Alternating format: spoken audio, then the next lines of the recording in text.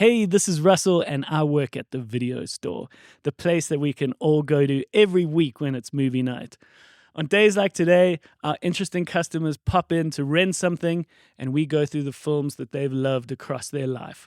All right, let's do it. Let's open up the shop. Did you see that thing yesterday on the TV? It was ready, interesting!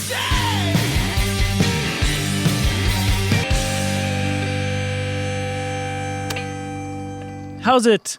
Welcome to the video store. My name is Russell. I am the owner of the Bioscope, which is an independent cinema here in Johannesburg. And once a week, we get behind the counter of the video store to talk about the movies and the series that we're loving. I'm usually joined by my friends here behind the counter. Today, it's just me, because today we've got a special episode. We have Jordy and Gabriella popping in a moment. They are director and producer duo, and their latest film, Die Kwiksilwers, is going to be in cinemas around the country from the 1st of May, and will screen at the Bioscope. And so it'll be lovely to have them pop in a moment for us to chat through the film, as well as all the other things that they're doing in their life. We love here at the video store to have these conversations with industry professionals so that we can also help you understand how these things get made, what life is like behind the curtain or between the takes, so to speak. So if you aren't familiar with them, we really hope that over this chat you are excited to watch Die Kwiksilwers, and you've learned a little something about what it means to be a producer, what it means to be a director. But for all of those who are listening for the first time, welcome here to the video store. Our usual episodes are us talking pretty much uninterrupted about the films and the series that we're watching and just the entertainment world in general. But we hope that if you are friends with Jordy and Gabriella, that you get a little bit more out of a chat like this as we break down the film itself and talk about film and TV in general, the stuff that we're loving. So I think let's waste no more time. This is Jordy and Gabriella popping in to rent something. How's it, guys? Hello. How are you guys doing? Yeah, all right, and you? We've got Jordy and we've got Gabriella. Thanks for having us. It's so cool to be connected. And it's so cool to talk properly, because I've found that we've seen each other many times, often in the lobby, and in passing and at film festivals and things. It's nice to actually have a uninterrupted 40-minute odd chat to talk about what we're doing. Definitely. We don't often, I feel like in the industry, actually just take a seat and talk about it. It's like we're so on the go that It's actually just nice to sit down with other filmmakers, other people, and just talk. And what I'm interested in and what I want to chat about is your movie. You've got Die Kwiksilwers, which is going to come out on Workers' Day, right? 1st of May, correct. 1st of May, where the ticket prices are going to be not as expensive as we thought they were going to be from the 1st of May, because we don't have that extra 0.5% VAT. Correct. That's exciting. True. Small victories. Small victories here and there where we can take them. I'm very excited for this film. Jordy, this is a film you've directed. Gabriella, you're involved in the producing of it, right? Yes, we also co-wrote it, Jordy and I, with Marista van Eden.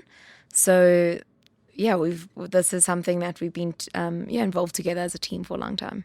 Okay, how did this all come about? Because this is it's primarily the language is Afrikaans. Yes. How Afrikaans are you guys? And this is a debut feature for you, hey Jordy, because you've done documentaries up until now. That's correct. Yeah, we've done a feature documentary. We've done many Afrikaans short films, and now this is the first feature narrative. Okay, so you've done some Afrikaans shorts. I've missed that. Okay, how did this birth itself? So it actually happened quite organically. So the Afrikaans short films that we did were done through Silver Scam Fears, which is a fantastic platform just for emerging filmmakers, where they really just give you the space to create some really fantastic short film work.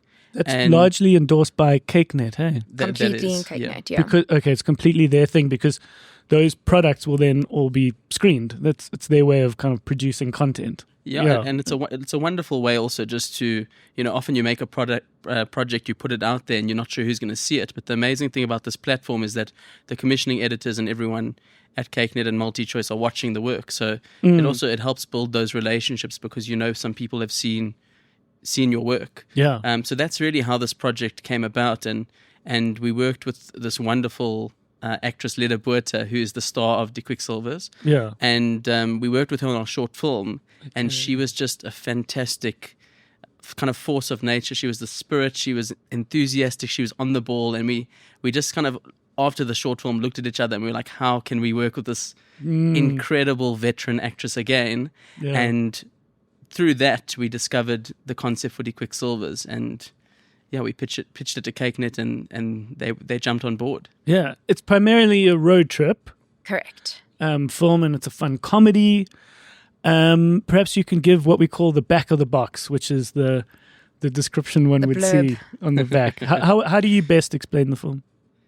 So the film is about Elsa B. Marais, and she's just lost her husband, and the last thing that she has kind of to remember her husband by is this car that they used to go on road trips with around the country. And her son ends up taking the keys to the car away and wanting to get rid of the car. So she goes on one last hurrah with these other wonderful women in the community to Sutherland to see the stars, while her son is kind of hot on their tail, chasing them through the Karoo. It's lovely. It sounds so fun. I've been really wanting to see it, and so I need to admit up front that this is a film in a rare moment where I haven't been able to watch it. There was a preview screening that Filmfinity put on, and I really wanted to go, but I was catching up on a lot of work, and I really wanted to see it in a cinema. But we are going to screen it here at the Bioscope. We're going to take it in its second week, so we won't take it from the 1st of May, but what I think is then the 8th. 9th. Yeah. It's going to be screening at us, which very I'm very brave excited to about. commit to screening a film that you haven't watched. No, there's a few reasons. The one was like, I just know the quality of work that you guys have done. The documentary I Am Here, Correct, was just such a world-class documentary, and it was just you've proven your quality, and of course I can just see from the trailer and everything. So this is a rare moment, as I said. It's a rare moment where, as the Bioscope, I haven't had a chance to watch this movie, but I wanted to be a part of it, which is really cool. Yeah. And you've had a chance to screen it at some festivals and stuff. Yes. How did that go? Yeah, it was. I think just to take a step back, Jordy mentioned Silver Scare and Fierce, and we did 2 short films there. Yeah. And I think this is just a great opportunity to kind of break the some conceptions about Silver Scare and Fierce, because that we had, we are 2 Jewish filmmakers making English films, and one of the cinematographers we'd worked with on a previous project said, have you heard about Silver Scare and Fierce? And we were like, no, that's not for us. Like, we're not Afrikaans filmmakers. Yeah. And he was like, well, you don't have to submit the film itself must be in Afrikaans. These are for their short films, but you don't have to submit the concept in Afrikaans, and you don't have to be an Afrikaans filmmaker. Yeah. So I think for us, it was just a really wonderful opportunity, because we submitted some concepts. One was selected. We made Liam Tussen Leegheid, which I think's even screened here at the Bioscope. Yeah. And then the next year, we made For Labors. So we made 2 short films through that process. And as Jordy mentioned, then it's such a fantastic way to meet the commissioning editors, but also while you are making the film, you are teamed up with industry mentors. So they're industry professionals that are giving you advice. And again, that was just something we can only really see in retrospect, helped us with just understanding how the industry works, networking, having connections. now it's easy to look back and see, okay, those 2 short films were actually stepping stones to getting this feature film made. Yeah. Even from a production standpoint, because we had that, we met people. So when we did then we submitted this concept just as a, unsolicited concept on the multi-choice portal, which anyone can submit concepts. Oh, and I cool. think because they had seen our work at Silver Screen Fairs previously, and seen that we can, the either it's the caliber of the work or the type of films we make, or that we can complete things within a deadline. Yeah. They kind of vet people out through the Silver Screen process. And it's knowing that you've got the capacity to execute. And that Exactly. and that you're really going to take this seriously. So when we then got a development contract through, for CakeNet, and then they then greenlit it for production, and then they decided that it would be one of the Silver Screen Fairs feature films, and every year they have like 5 films that premiere at Silver Screen Fairs. Cool. So that was the first place where this film screened last year, August. Okay. And it was really wonderfully received. It had lots of nominations, including Best Feature, and it won the audience favorite. That's a goodie. Which for us, we always love winning the audience Especially favorite. when you're making that kind of movie. Yeah. When you're making a heart warmer, like a sort of feel you in the heart, then you want to get that award. Yeah. Definitely. So yeah, that was for us a big win, because we also put in, because we know it's for an Afrikaans audience, and as mentioned, we're not Afrikaans, so we put in so much time also with the co-writer Marista, making sure that it is culturally nuanced, but also so it will really feel and like resonate with the Afrikaans community, but also resonate with all South Africans and internationally too. So to win an audience choice, just to know that we ticked that box was fantastic. Yeah. And it also won, I think, best hair and makeup and best sound. Yeah. So yeah, that was its premiere and really well received. And then it was at the Joburg Film Festival recently, and now it will be having its cinema release. And then next up will be it'll go into CakeNet and Showmax and DSTV box office, etc. But we really encourage people to watch it in cinema, because there's nothing like sitting with an audience, having your full attention on the screen, laughing together, crying together.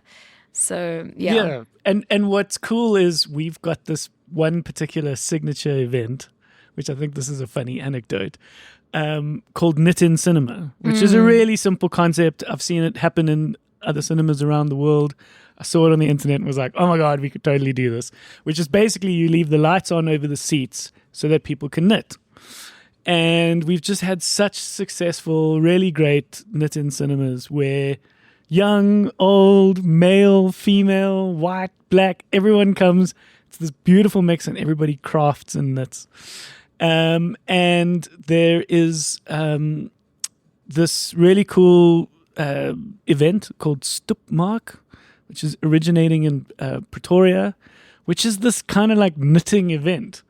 And so I was like, this is perfect. It's on the same weekend as the opening, so we've got to do a Knit in Cinema edition of the movie.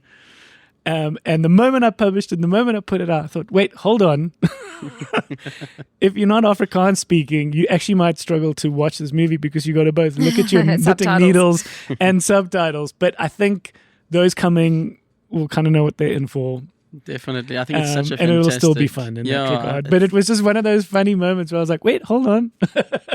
But it was certainly in its essence and in its energy, it's the right film for such a thing. Definitely. I think you've hit the mark on the audience that will love the film, but also there is a little, I won't give it away, but there's a little something to hint to knitting in the film. Oh, cool. Which is also quite fun. Okay, then that's perfect. Yeah, so I think it ties in perfectly. If only I'd seen the movie. But yeah, that's so exciting. And how was it for you, Jordy, moving from documentary to feature? Like, what were those like huge shifts in your head? I think it's quite a massive jump, but I think the way that we approach story is similarly to documentary. Is we in crafting the story, we were very much as one would in a documentary. Like we were in the research, so a lot of the road trip scenarios that are in the film actually came from interviews with us and people who have done a lot of like road trips to Sutherland and the funny things that happen on the way. Sutherland is in the Cape. Where is it? It's Northern Cape. Northern Cape, yeah. Yes. So we didn't actually shoot in Sutherland. Sure. The movie magic happens. Yeah, But yeah, we'll get there later. But Sutherland's key because a lot of the Karoo is where we have this unprecedented view of the sky where it's uninterrupted. That's why that, what's it called? The scale. Salt. The telescope. What do you call it? SKA or? It's salt. Yeah, salt. Something array. Large Something telescope. array. Launch. Yeah. Okay, so its acronym is SALT. Yeah. But there's a beautiful science research facility out in the middle of the Karoo for this reason. Yeah. Okay. So that's where the ladies are headed to, and yeah, the way we kind of approach these narrative films is to capture these slice of life real moments. So we embedded a lot of that in the story, but coming from film school, like narrative has always been my kind of love. And where was film school for you? I was at AFTA in Cape Town. Okay. Yeah, so I always loved narrative, and I feel like for me, narrative is the dream. But like when it comes to documentaries, I feel like a documentary is this gem that sometimes you unearth something on the ground, and you really have to just mine it to bring it to life. So we've got to like, just thinking of Gabi and I, we've got like a whole bunch of documentaries that we've been working on for a very, very long time in the background, developing them slowly and trying to unearth the stories. But at the same time, we've got these really, really fantastic narrative films that we're also bringing to life. I love the idea of how that meticulousness and the research and the quest for some form of authenticity that you just have in you from being a documentary filmmaker, you inject into your narrative, where it'll just feel that much more authentic as opposed to, I can do this. I can do a road trip movie and you sort of think you know what you're doing. Definitely. But it has to be rooted in something. Yeah. Just to add on to that, I was actually, previously, many years ago, I was working as a director's assistant and researcher at Bomb Commercials, which is no more, and I got the privilege of working with the great Tebogo Mahlatsi, who sadly passed away. But his approach was very much, it almost seemed like a documentary approach to even commercials, where we would get a brief, and often he would say, I want you to go on social media, on TikTok, on YouTube, and I want like realism injected into this concept, this like real authenticity. So I think that's, we always after that. And I think kind of very subtly I learned that from him. Yeah, that's lovely, man. Have you done these trips to Sutherland? Have you gone and stargazed? Is that a thing in your life? Well, we did it as part of the research for this. Okay. And it was, I encourage everyone to go to Salt. What's magical about it? So it's the largest, they have the largest telescope in the Southern Hemisphere. Is based in Sutherland, so one can go and actually look at the research facility and understand how it works and the research that's done here. And then it's like apocalyptic. They're little stations there's like Russia has a station and the UK has a station, and everyone's kind of there in this perfect spot. Most people actually go there in winter. I don't know if we weren't brave enough or we're just going to pretend the timing didn't work out, because it actually snows in Sutherland in winter. It's freezing. Wow. But you get the best sighting of the stars when it's cold, because the atmosphere is clear or something like that. Don't quote me on that. But that makes sense. But yeah, we were there. I think really it was important for us to actually go there, even though we went there to see if we could maybe shoot actually on location there. So we went for a bit of a logistical recce, but also we were still writing when we went, and I think that really helps us just understanding. Okay, you get on a little minibus, and the minibus then takes you up to where the telescope is, and you don't get to see it through the main telescope, but you get to see it through a kind of Yeah. Observatory. Observatory one. And so I think for us, like, we also wanted in the script for it to feel very authentic of like what actually happens when you go to an observatory, and understand that process. Sure. I don't know why, but my brain is thinking about those scenes it's very different, in A Real Pain. Have you seen A Real Pain? Yes. Yeah. When they actually get to the museums, when they get to the Holocaust museums, and how those places have to be treated in a very particular way. Obviously, I'm not even getting to sort of all the weight and the gravity of what those places were, which is the Holocaust museums, so to speak, and the sites of it, but more just how you treat those road trips and how you treat the moments when you get to these places. And lovely. One thing to mention quick at this point is whether or not there's anything that you guys have returned. You've come to visit the video store. Did you rent something from us? Have you watched something recently? Because often that also speaks to all the things that we're speaking about. Jordy, what have you been enjoying recently? So my wife and I, we've been watching Shrinking on Apple. Oh, We're in the second season now. how lovely. It has just been the most incredible experience. I think the story, the characters, they are just so lovable. The dialogue is just so witty. And you're just like 10 out of 10. It's an incredible show. It's the guy that was behind Scrubs. Bill Lawrence? I think it's Bill Lawrence. I think so. He's got his hands in Shrinking. Amazing. And so you, in the same way in which when you watch Scrubs, you kind of fall in love with these people. They feel like they're your best friends, and you also feel like you sort of love the love interest. And Shrinking does the same thing. Have you seen it, Gabriella? But now, after this, maybe that's what I need to rent. It's very smart. It's very smart. It's very quick. It's got Jason Segel in it, who we know from Forgetting Sarah Marshall, and Freaks and Geeks. It's got Harrison Ford in it. I love how... it's a brilliant cast. Imagine telling someone, even Harrison Ford, that like he's going to do Marvel movies and he's going to be on TV. He'd be like, go fuck yourself. I'm not going to do that. I'm a movie star. Well, back in the day, TV was like it's like offensive to tell someone that. Totally, right? They'd be on this silver screen. But it just shows you just how much we have evolved, where Harrison Ford is shining as this character in this TV show. Yeah, I kind of think to myself, like, I just don't see that show without Harrison Ford. Like, I think he's just so perfect for that character, and the execution is just phenomenal. But I also think one of the creators on the show, or one of the writers, is Brett Goldstein, who's also, I think, in writing with Ted Lasso. So, also another brilliant show. And we often talk about that in the podcast, where there's this, like, secret sauce. And the secret sauce is more often than not in the writing. We've been talking recently, as we build up to the new Wes Anderson, the fact that the early Wes Andersons that we love were injected by writing contributors like Owen Wilson, who were able to root these quite fantastical, very stylistic stories and people in some heart.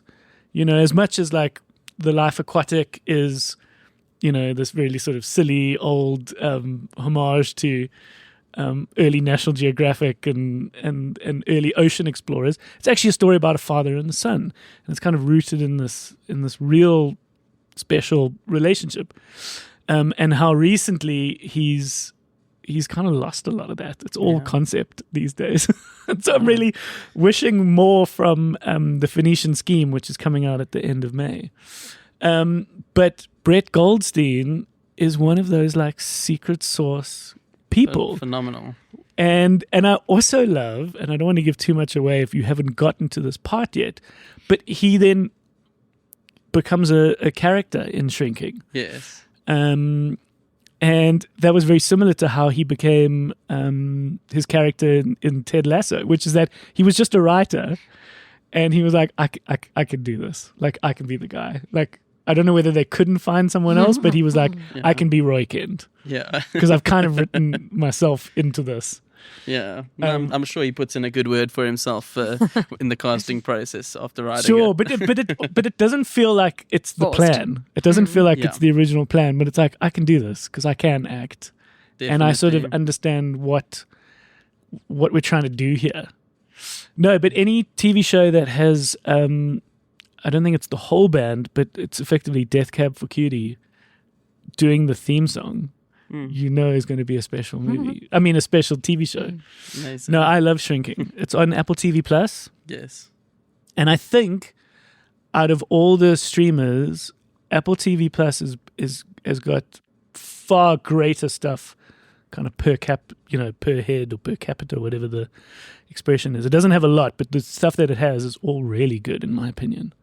Definitely. I haven't. I've been very slow on catching up. We've just kind of got it, but like I'm saying, there's the studio now, and I was about to say you should then get started on the studio, which I and have started Severance on. as well, which I haven't seen. There's so many great shows. But the studio is interesting. That's Seth Rogen, and I think for you guys behind the scenes producing and putting projects together, you'll have a very different, unique view on that, which is this, like, immediately in episode 1, he's completely compromised.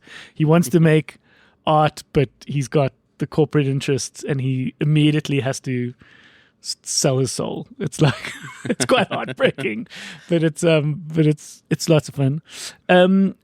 Gabs, what have you been enjoying? I recently watched Adolescence.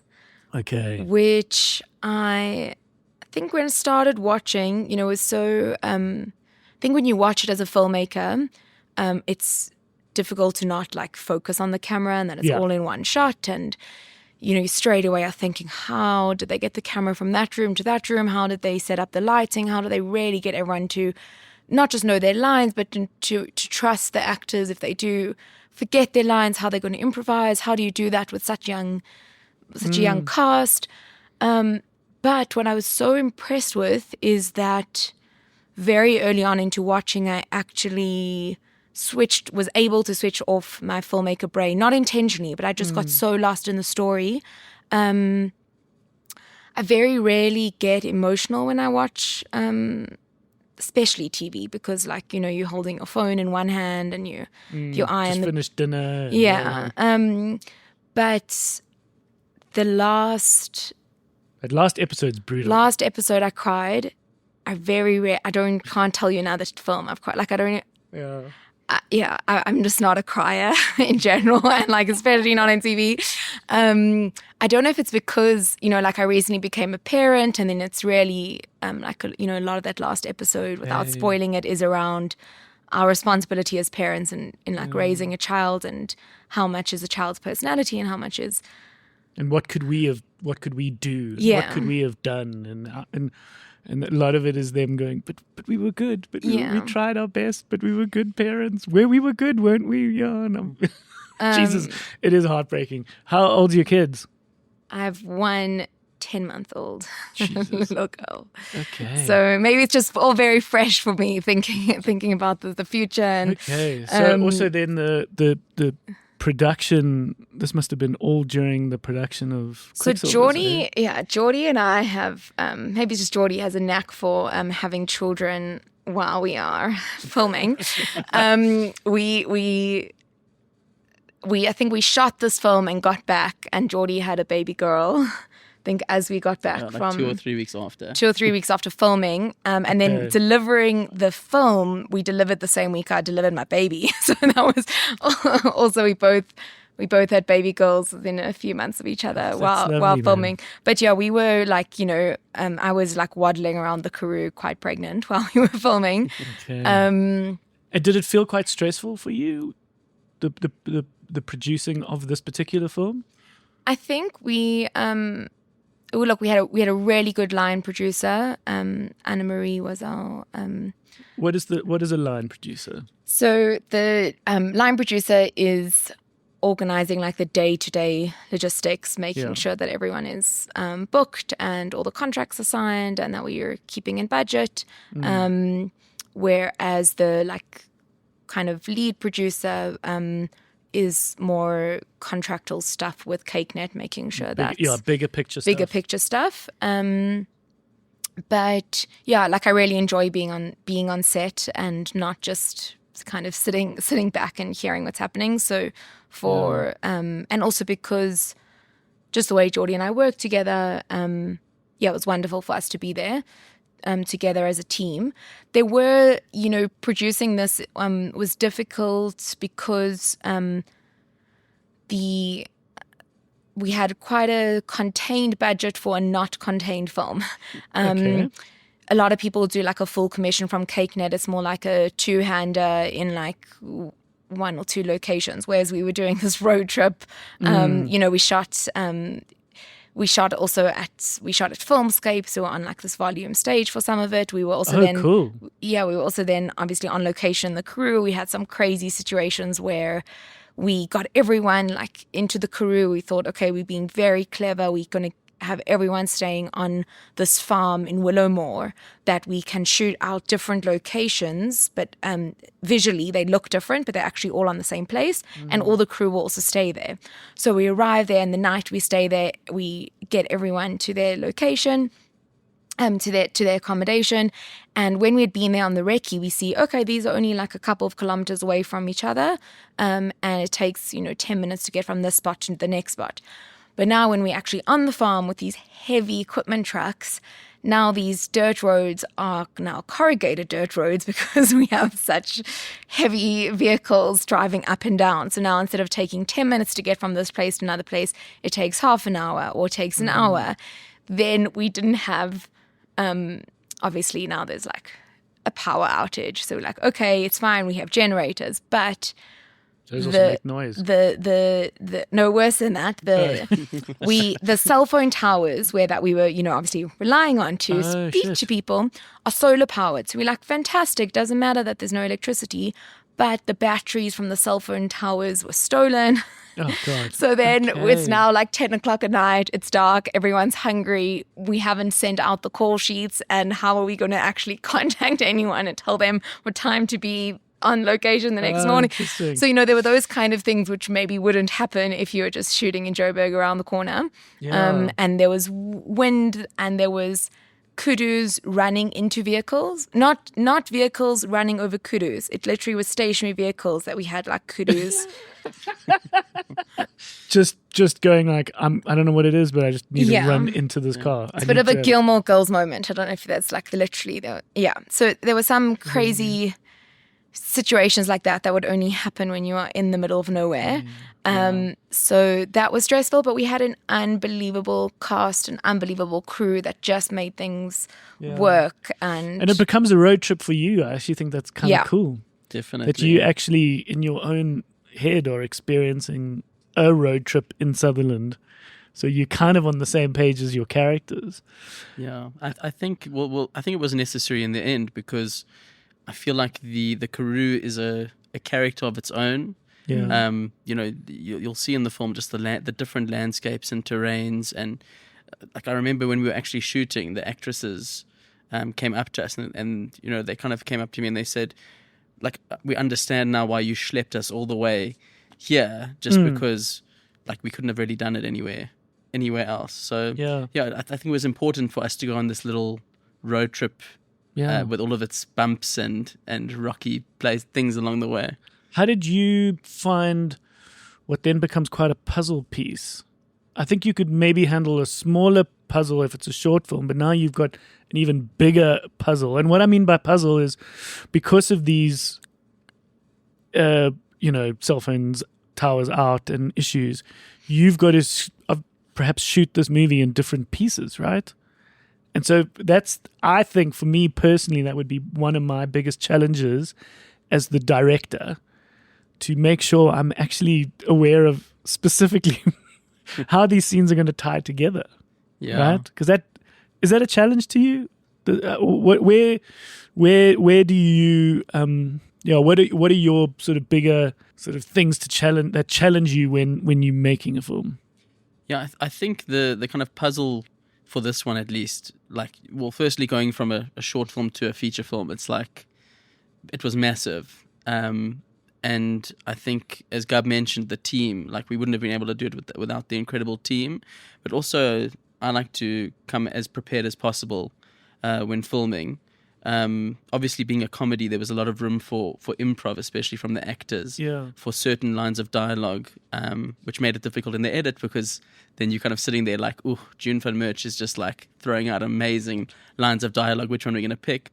But I'm very structured, so we were storyboarded. We were very meticulous. And our first AD, Kurt Brooks, who came onto the project, he was just phenomenal in scheduling it in a way that obviously everything was done out of order. Yeah. But you could at least root yourself in those moments. And exactly. Go, I know what I need to do here. It made sense. It wasn't so fragmented that it was just like, how the hell are we going to do this? Especially when things get tough and you have to like cut moments or figure things out. It kind of like seemed, we were very lucky that it all kind of seemed on paper very clear.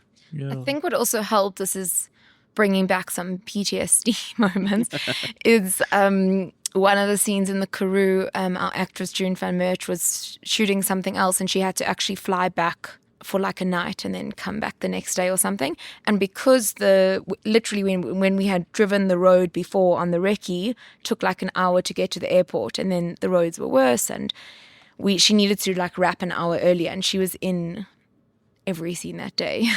But what helped us is, as I said, mentioned, we co-wrote this, Jordy and I, with Marista van Eerden. And I remember when I was sitting in like the production, kind of makeshift production office, and we realized that, oh my word, she's going to have to leave. And this is on the day and Jordy's busy shooting. So I remember going to where they were shooting and chatted to Marista, also came on set. She was helping because this was obviously in Afrikaans, not our first language. So she was there if they do improvise. She was there as like a performance kind of director and assistant to Jordy. Cool. Smart. Yeah. So if they were improvising, she could be kind of quick with Jordy and get us all back on the same page. And I went to Marista and I said, okay, we're going to have to get June out of the scene quicker or do something. And this is what I'm thinking story-wise. And Marista said, okay, well, what if we do this story-wise? And this is while Jordy was shooting something. And then I'm like, Jordy, and then, pull him to the side. I'm like, okay, we're going to have to quickly make this decision. So I think it almost feels like TV writing.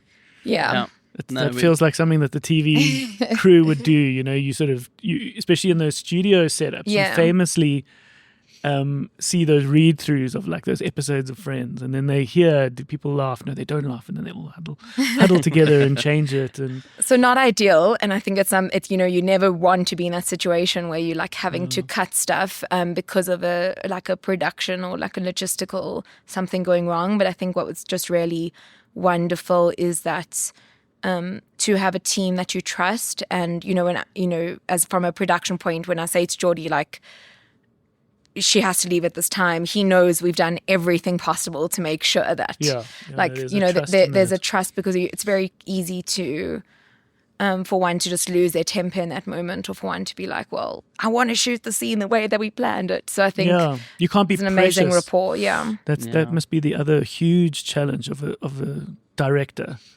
because I think you as a producer, you constantly are in that mode, and you're constantly, just by hook or by crook, I'm going to do this, or I know what's real and I pick my battles and all those kinds of things. But more so for the director who has this vision that they want to get across. Yeah, but I think compromising could be really tricky. Yeah, it's but what I think what makes, like, and I'm jumping into a whole different topic now, but of AI, but like I think what makes films that are made by like real people different is the constraint, and is the happy mistakes that happen on the day.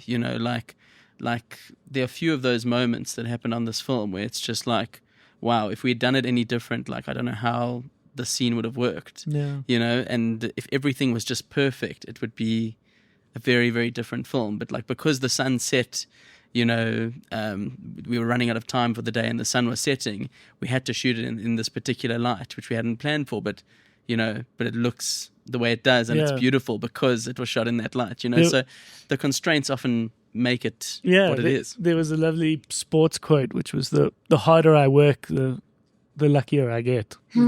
Yeah. And it's like, it's the same with film. Yeah. But also I think it does go back to prep, is that if you are so prepped and you're so on the same page, even with the DOP, because you've got your shot list, or you then develop this shorthand. So when you need to make a quick decision, you're all on the same page and you can quickly shift modes. Yeah. Whereas if you haven't prepared, you can't just go on set and be like, oh, whatever happens, happens, or the sun sets or whatever. Whereas like we went in knowing, you know your shots. So if you do need to cut something, then you know very quickly what can be cut or what can be combined. And you've had those conversations before. So you can shift on the day. Totally. Yeah. What's keeping you busy now? Obviously, you've got to have your head in this product that you delivered last year, August. I always love the timelines of cinema. Is your head in other things? I would imagine. Yeah, so we're trying to obviously push the cinema releases as best as possible, but we have a whole bunch of different docues and feature films and TV series that we're working on. We've got a really fantastic slate of very different projects. And I'm actually going to Cannes next month to try and have some meetings to see if we can get some co-productions going or get some funding on board some of the projects. So And don't forget, we also shot a short film last year, which is where's that little guy sitting right now? So it actually premiered at Clermont-Ferrand International Film Festival at the beginning of the year, which is in Clermont-Ferrand in France. Okay. It is. I'm pronouncing it incorrectly, Jordy. Sure. it's Clermont-Ferrand. Yeah. There we go. Good. Well done. All my French. So it's one of the best short film festivals in the world. They have thousands of people coming, just watching shorts. We queued for hours to get into some of these films. And that was actually wonderful. I'll summarize the story because we could do a whole podcast on that. But that was a concept that Jordy pitched at Talents Durban many years ago. And then we got funding to actually pitch the film at the La Petite Fabrique, the pitch forum that takes place in France at Clermont-Ferrand at the film festival. So we pitched it there. We came back. We then got NFEF and Gauteng Film Commission and PSP funding to make the film. Okay. And then we shot it last year, straight after Die Kwiksilwers. And then it premiered there. And in the next few days, can I announce it? Yeah, I think you can announce it. It's being announced today. When is this podcast is going to be the day before the release. Okay, so then people will know now that it's going to have its South African premiere at DIF. Okay, lovely. So that will be fantastic. Cool. And I think it's just interesting. I think our journey as Sanctuary Films is, our first project under Sanctuary Films was a feature documentary. We then went and made 2 short fiction films. We then made this feature film, Die Kwiksilwers, that we're speaking about now, and then we still made a short film. And people often ask, why are you going back into shorts? You've done the feature, know. And I think for us, the short, as I mentioned, this wonderful journey, but also it's just a great way to play with cinema language in a short, experiments in a shorter timeline. This has like a one-shot feel. It's very sound design heavy rather than music. It's a great place to play. And what's this short called? It's called Amazeze, which means which fleas. Is fleas in isiZulu. Fleas. Fleas. Fleas. Yeah, it's about xenophobia. Okay. So a bit more of an issue film than this road trip comedy. Lovely, but it just shows the diversity of it all. And so everything that you guys do as a partnership is under Sanctuary. Yeah. That's correct, yeah. Okay. And I think the kind of films that we're wanting to make, whether it's a road trip comedy or a kind of social impact film, is that we want to just have films that have some sort of catalyst for conversations. Yeah. So we explore multiple genres, multiple formats, but ultimately we want to, affect hearts and minds. Yeah. How did you guys meet as a working relationship? So when I was looking to start working on I Am Here, Gabi had just come back from doing her master's in the UK, and we met for a coffee, and I said to her, "What do you know about producing?" And she said nothing, and I said, "Fantastic, let's go on this adventure together." And so Gabi came on board I Am Here, and we collaborated on that project for, I think it took us about 2 years. I think what we thought would be 3 months was 3 years. Yeah. I Am Here is a documentary about a Holocaust survivor. Yes. He lives in Cape Town. Exactly. Ella Blumenthal, who's now, I think, 103 years old. Still alive. Still here. Yeah, still here. There's She that is still great here. opening sequence. I don't know if it's the opening sequence, but there's a great scene of her like striding on the promenade. Yeah. Yeah. Okay, so just what a cool character. Yeah. So she's not striding on the promenade so much, but she's still here, and she's That's amazing. Whenever we go to Cape Town, we try and meet with her, and it's always just wonderful to see her. What was your master's in? Directing. Okay. Which is why when Jordy said, "What do you know about producing?" I said, "Well, I just did a master's in directing, so not much." But where did you do that? I did it at the Met Film School in London. Okay. And yeah, we knew each other socially. We had been on like kind of Jewish youth camps together. It's funny, we'd both been involved in like the leadership and like organization of the youth camps. Not overlapping, but it's just interesting seeing the kind of skills that overlap with the film industry, especially from a production standpoint in terms of coordinating. You know, we had like 1,000 kids on a campsite for 3 weeks or a month that you're coordinating and very responsible for at a very, very young age. I performed at one. Yes. You came to this one. Was that the one Was that the one that you were the head of? Something Kiva. B'nai Kiva, exactly. B'nai Kiva. Yeah. That was a fascinating afternoon. Yeah. It was part of a tour that a whole bunch of bands were doing across the country, and then we sort of plugged this in. It was us and Desmond and the Tutus. Yes. It was very interesting. So we were there as counselors that year. Yeah. I only noticed, so halfway through this performance, now I'm scared about it. which was in the blaring sun. Oh, God. But only halfway through the performance did I realize that there was the rope that was between the crowd separating boys from girls. And that there was this like symbolic rope that had been sort of tied down the middle. And I was like, what the fuck is going on? And two of the members of Short Straw are Jewish, and so they explained it to me. But it was one of those like, this is interesting. Yeah, so B'nai Kiva is a bit more of a religious youth movement, and because on the camp there are counselors that are like in their 20s and older, then they may be more religious and may not want to have like mixed dancing. So the actual camp is a completely mixed camp, but there's some of those situations that I just found that interesting. That like no doubt they're running into each other's dorms and yeah, of course. the word I grew up with was kafuffeling. Yeah. But to honor the culture and the tradition of it, one would do this in this moment, which I thought was very interesting. And I also thought it was interesting in the cafeteria that there were pictures of famous Jewish people just kind of stuck up with press stick as a way, at least the way I sort of saw it being presented, was like, these are people you can be proud of. It was like Natalie Portman, and there were a bunch of, interesting. It looked like this. It looked like the gesture was showing these impressionable kids at an impressionable age in their life who they could be proud of and who they could look up to as people in a Jewish community. Yeah, like you can be proudly Jewish and a contributing member of society. Yeah. No, I thought that was a fascinating afternoon. Okay, so you guys were the counselors.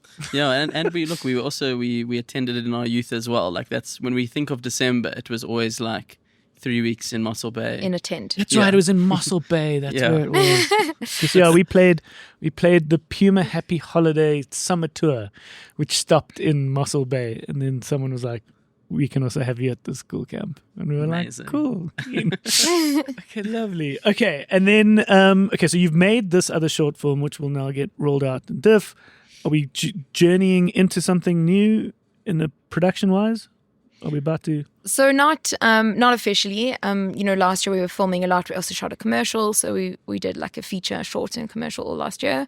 And now we're just taking some time to write. We're doing a lot of writing, we also collaborating with different writers who are kind of sharing their scripts, and we shopping them around, and also like giving feedback and developing with them.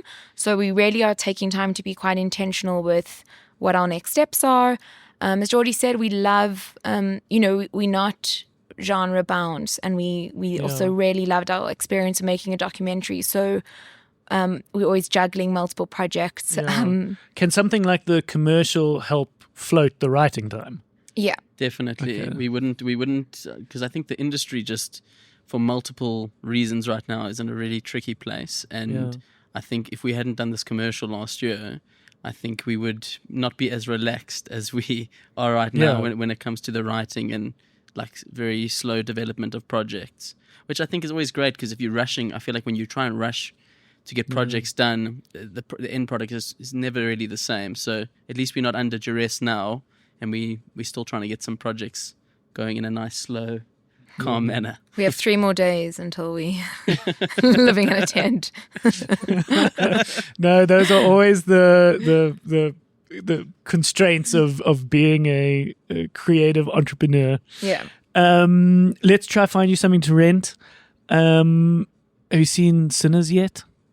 The big movie of the moment. But I just the saw world. the poster. I just saw the poster now, walking in, and I said to Gubby, I think you'll appreciate it. You know, we talk about how Die Kwiksilwers is this, fun road trip comedy, but it's rooted in a lot of research, a lot of science, a lot of depth, which you have tried to inject into your story.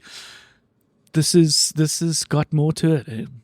Sinners has more to it. It's not a schlucky, simple movie. It without giving too much away, the first half of it is like a sort of an Oscar drama, like a Color Purple, if Beale Street could talk. It's like it's got all this kind of beautiful, grainy film, deep South kind of folklore to it. And then halfway through it becomes a popcorn movie.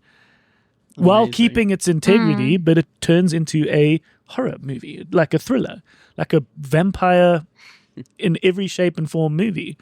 But because it's rooted in so much depth. You're in it. And you really give a shit. I wouldn't say the name because it was an exhibitor screening and I can't talk about films I've seen as an exhibitor yet. But I watched this one horror where halfway through it I was like, I don't give a shit about these people. Yeah, like an older. It's like, I don't, it's not rooted in something. They don't feel real to me. This is all just play. It's all done to just be schlocky horror, So definitely I want to give you guys Sinners. Is there something else that you're in the mood for? Oh, if you've got Apple TV and you appreciate shrinking, try the TV show Trying. Have you heard of Trying? No, I haven't. British, and it's about a young couple living in kind of cool Camden, London, and they want to have kids. And the first, not giving too much away, but the first season is them trying to have a kid. When that fails, it's about them adopting. Oh, wow. And it's so lovable. It's the same as Shrinking. It's just it's just so witty and it's smart. And it's just very similar radio station to what Shrinking is, but just British. So it's just that much drier, just that much more self-deprecating, that much more. Amazing. Sounds fantastic. Apple TV should sponsor you to Yeah. hunt them so much. No, there's some good stuff there. Okay, so Trying for both of you and Sinners for both of you. Cool. That's what I'm Right. renting you Yeah. today. But guys, best of luck with everything and congratulations on the film. Thank you. I know it'll find its audience. It's lovely, and as you said, you want to see it in a cinema. You want to see it with people. That's really what it comes down to is the watching with people. And so one chance is the Knit-In cinema, but then thereafter, I just think it's so great that these films will live on in the platforms in South Africa. Yeah. Yeah. And it'll be on the TV where it will just get to, the towns like Sutherland, which, aren't going to have these cinemas or film festivals, and they'll eventually get it. And so everyone will get a chance to see the film, which is great. No, everyone must take a road trip to cinema and Yes. see it in cinema. If you don't have the time for the road trip, then you catch it on other platforms. But it's also, I think it's also just releasing at a great time because there's also Mother's Day coming up, and this is, I think what's been fantastic seeing audience reception of this film and hearing feedback is everyone's found a character to relate to. Good. The four protagonists are these 4 women that are in their 80s. We've gotten a lot of comments about how this film has reminded people, you're never too late to just grab life and live it. And that was something, as Jordy said, we were inspired, when we worked on the documentary with Ella, 98-year-old woman, so full of force. And when we worked with Lida Berta, just seeing this energy. So I think there's people that relate to it from seeing like their parents or grandparents and maybe this perception that they had of them, that's shifting. And then there's also obviously this older audience that's also resonated with it. We've been in audiences where someone said to me when they weren't laughing, they were crying. And it was just wonderful to hear that this is, this is a comedy. We have made a comedy, but at Sanctuary Films, we always have something that has a bit of a heart and might pull on the heartstrings. So this really is a film for everyone. And yes, it is in Afrikaans, and I think the Afrikaans community will love it, but don't be, it's not only for the Afrikaans community. It really should, we've seen that it has resonated with all cultures. So there's a person who's we call, they're customers, just like you guys are customers of the video store. One of our favorite customers is a woman called Deborah Darling, who is also a very interesting figure for you guys to just know, and I must actually perhaps connect you guys with her, who later in life, in her sort of silver era, her grey era, does her hair up all fabulously and found herself in this kind of personal renaissance that led to her actually being a model.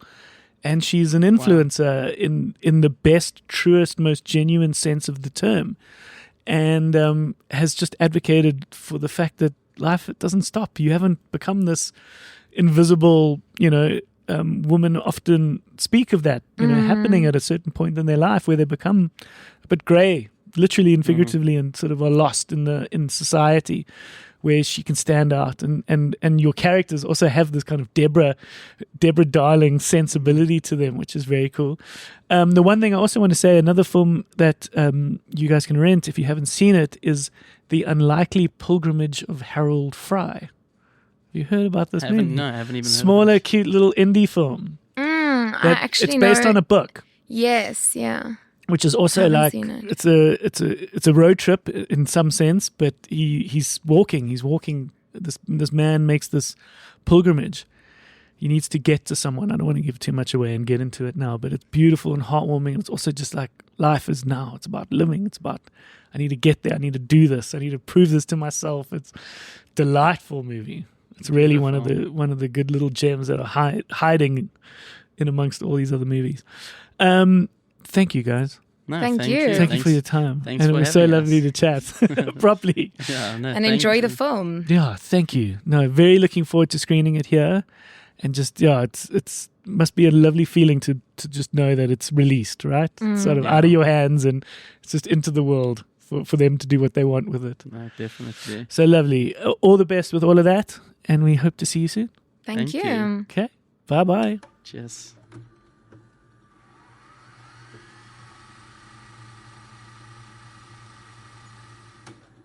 All right. What a lekker chat. And really appreciate them taking the time to come and visit us here at the video store. Thank you for listening. Our home base is thevideostore.co.za. We have links over there to previous guest episodes, and so you can go straight to certain ones, and we've tried to break it down based on whether they're comedians or directors or actors. So we've got lots of directors in this case and producers. So we add this chat to that collection, but also our social media. So just chime in and let us know about what you think about this chat and the stuff that we've spoken about. But we will be back again. So we'll see you guys next week. Thank you for listening. Goodbye.